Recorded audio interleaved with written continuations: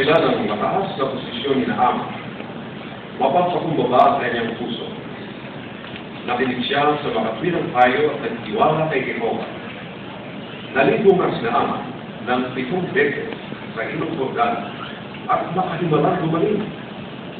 Nawala sa Ehipto. Lipos ng pasasalamat at kapumbabaan, bumalik si Naaman upang makita si Eliseo. Sumayo nawa ang payapaan, Naaman. Ikaw marahil si Eliseo, ang propeta ni Jehovah. Ako ba, isang lingkod ng tunay na Diyos. Isang karangalang makilala. Pakisuyong pakinggan mo ang nais mo sa iyo. Nakitiyak ko na ngayon na walang ibang Diyos sa lupa, maliban sa Diyos ng Israel. Isipin mo, pumunta ako dito na may keto. Pero tingnan mo ngayon, na nung balik ang aking laman, tulad sa laman ng isang munting bata at naging malinis. Pagpalay nawa si Jehovah na yung Diyos hanggang sa panahong walang tatay. At nagpalain ka naman. Kasi ang pangunahing propeta sa buong Israel.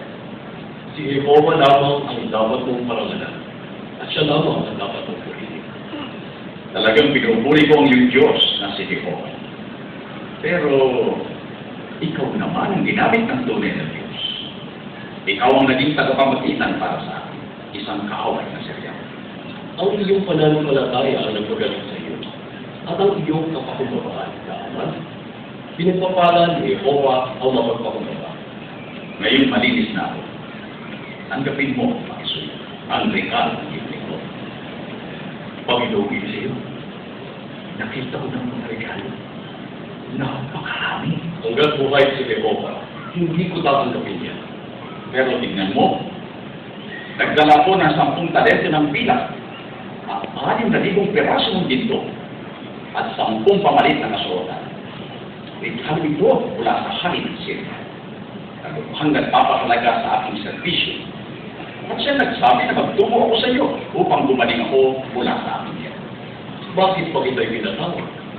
Para lamang mapagalingin ang iyong keto? Aba, may mga ketong sa Israel na sumasamba kay Jehovah, pero hindi ba napapagaling sa kanilang keto?